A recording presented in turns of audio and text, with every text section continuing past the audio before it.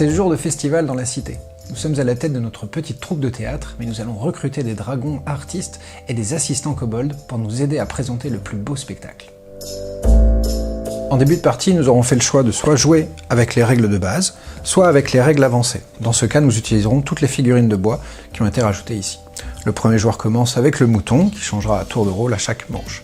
Des manches, nous allons en jouer 5. On a le compteur ici qui se déplacera 5 journées de représentation.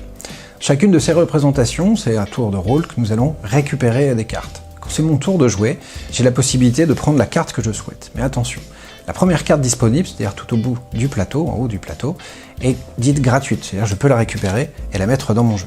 Si par contre je veux récupérer une carte qui est située plus loin sur le chemin, elle me coûte plus cher. Le dragon rouge qui est ici, je le récupère, et comme c'est la deuxième carte, c'est-à-dire que j'ai sauté une carte pour aller la récupérer, je dois récupérer un chardon nauséabond que je vais mettre dans ma main. Ma main est au maximum de 9 cartes. Donc attention avec les cartes que vous récupérez, puisque dès que vous serez à 9, ce sera la fin de la manche pour vous, alors que les autres peut-être continuent à se servir. Donc à tour de rôle, à chaque fois, récupérez une carte et récupérez plus ou moins de charbon en fonction de l'emplacement sur laquelle vous êtes allé la chercher. La manche s'arrête dès que tous les joueurs ont récupéré leur maximum de cartes en main, et le mouton revient au premier joueur qui a passé. À la fin de chaque manche, les joueurs regardent le nombre de visiteurs qu'ils ont pu attirer sur leur spectacle. Chaque carte de dragon a un contrat à respecter pour qu'il vous rapporte des points. Les dragons bleus, par exemple, doivent être au minimum 2 pour que chaque carte vous rapporte 2 points. C'est bon pour moi, j'ai 2 cartes, elles me rapportent 4 points. Les dragons jaunes sont les dragons costauds. Ils rapportent forcément 1 point. Mais si je fais partie des joueurs qui en ont strictement le plus de cartes, elles me rapportent 5 points supplémentaires. 2 cartes, 2 points, plus les 5 points de bonus, 7 points pour mes dragons jaunes. Les dragons violets, il fallait que j'en ai au moins 2, je n'ai qu'une seule carte, cette carte ne rapporte aucun point. Pour l'autre joueur, ici si vous avez en fait réuni 3 cartes de dragons verts qui sont des dragons acrobates, plus vous en avez, plus il vous rapporte 2 points, comme on s'est rappelé sur la carte d'aide située à côté. Et donc ici je peux voir 3 dragons verts, 6 points pour ce dragon-là.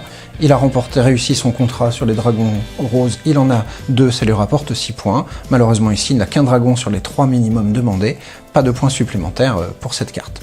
Nos chardons ne nous rapportent pas d'autres points. Les cartes kobold s'utilisent différemment. Vous allez en fait pouvoir les dépenser pour acquérir des améliorations pour vos futures journées de représentation. Chacune d'entre elles amène un bonus de points en différents domaines.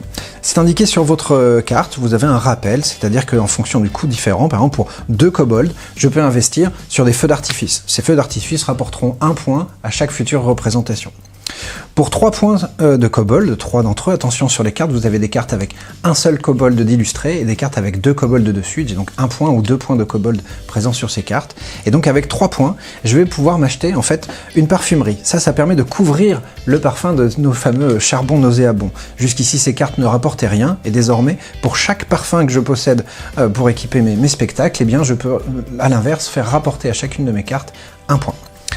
Ensuite, je vais pouvoir me payer un garde-manger, c'est-à-dire que je vais pouvoir nourrir plus de monde dans ma troupe. Pour 3 assistants kobold, je peux acquérir donc l'un d'entre eux, et désormais j'aurai le droit à une carte supplémentaire. On était bloqué à 9 cartes dans la limite de notre pioche, de notre draft. Jusqu'ici, maintenant, désormais, avec un garde-manger, j'aurai le droit d'embaucher une personne de plus, donc une carte de plus dans ma main.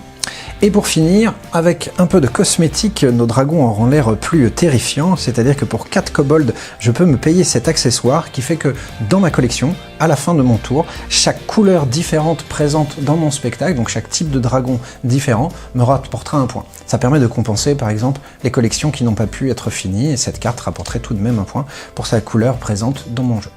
À la fin de mon tour, seules les cartes kobold peuvent être gardées. Toutes les autres cartes dragons sont remélangées et réinstallées sur le plateau. En fait, en accumulant des cartes kobold, vous allez pouvoir faire des investissements supérieurs qui vous rapporteront des points. Ce sont les fameuses estrades pour accueillir plus de monde. Devant nous, nous avons des tuiles qui ont à chaque fois un coût. Ici, 4 kobolds, 6 kobolds ou encore 8 kobolds.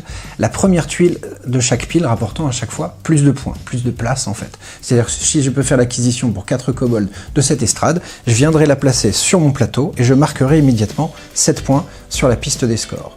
Tous les joueurs qui investiront après moi récupéreront des tuiles qui ont le même coût mais qui rapportent de moins en moins de points, de moins en moins de spectateurs visibles sur mon jeu. La partie va durer 5 manches, 5 journées de représentation, à la fin desquelles nous aurons notre score final et nous pourrons voir qui a fait la plus belle représentation pour cette partie.